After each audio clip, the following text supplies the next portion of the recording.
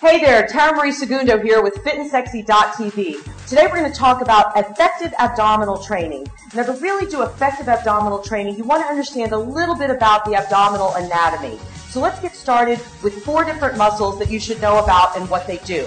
Talk about the rectus abdominis first. The rectus abdominis is a long sheet of muscle that runs from ribs 5, 6, and 7 and the sternum all the way down to the pubic bone. So it's a very long muscle, and again, these fibers run vertically. This muscle is responsible for forward flexion of the torso and also lateral flexion of the torso. And again, you don't have upper abdominals and lower abdominals, you just have a long abdominal, a sheet of muscle, and you have a lower area and an upper area. So think in terms of one muscle. You also have your external and your internal obliques. The external oblique fibers run in this direction on either side of the torso. Okay? Then the internal obliques intersect in the opposite direction. So this is external obliques, internal obliques. Now the obliques also help with forward flexion with the rectus abdominis and lateral flexion. But the obliques primarily kick in for torso rotation, where you're rotating one side of the rib cage in the opposite direction of the pelvic girdle or the top of the hip. Okay? Then you've got your transverse abdominis. Now the transverse abdominis is a very deep muscle. You cannot palpate your transverse abdominis, which means you can't feel it when you touch your own belly.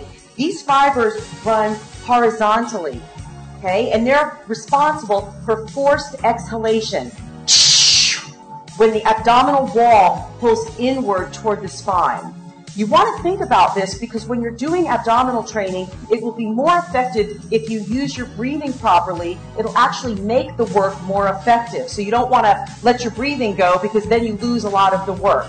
Now I'm going to get with my friend Matt. I'm going to show you how to incorporate this information into an easy abdominal routine that you can do whether you're at home or on the road in a hotel or at the gym. So come along with me. Matt? We're going to get started here with some abdominal training. Okay, so we're here working, and what I want to do is take you through a little progressive abdominal routine that you can do, again, whether you're at home or whether you're at the gym or whether you're on the road in a hotel. And what I'm going to do with Matt here is I'm going to pick a starting point, okay? And then I'm going to do a method that I call add-on, where I'm going to go from very simple and very basic, and every time I'm going to add something on to make it a little more challenging.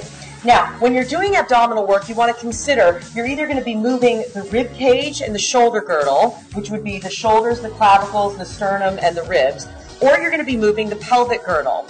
Usually one is moving while one is fixed. I'm also going to show you a situation where we would move both concomitantly, but for now we're just going to have one fixed and one moving. So I'm just going to have Matt put one hand at the base of his skull, which is called the occipital ridge, right at the base of his skull. You never want to pull on your head, you're just cradling the head in that hand, and we're going to put the other hand on his belly. Now whenever you put one of your hands close to your center of gravity, automatically you make the abdominal work easier because you've got one limb closer to your center of gravity. If you wanted to make this harder, and we'll get to that in just a minute, you would move both hands behind your head, removing the hand away from the center of gravity, and that automatically makes the work harder. But we'll get there. Again, we're doing the add-on method.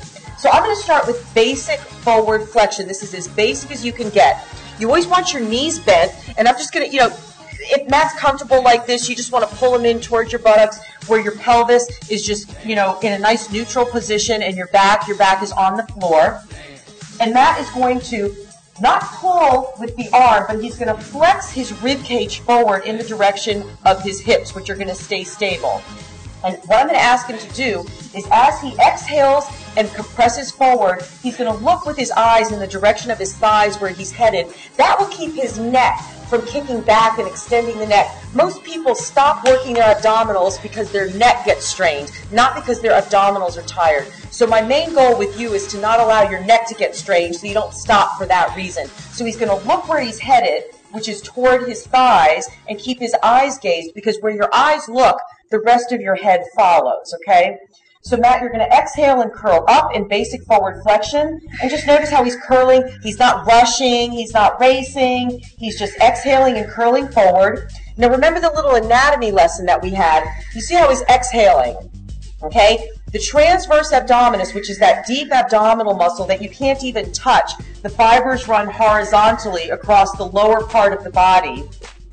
That's responsible for the forced exhalation, okay? So we're engaging those fibers using proper breathing. With basic forward flexion, we're also using the rectus abdominis, and remember that's up at ribs 5, 6, and 7 in the sternum, all the way down to his pubic bone, and also the external obliques and the internal obliques. Those also help with basic forward flexion.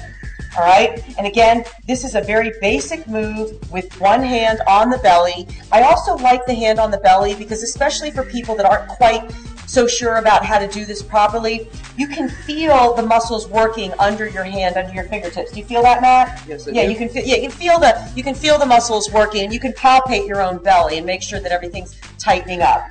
Okay?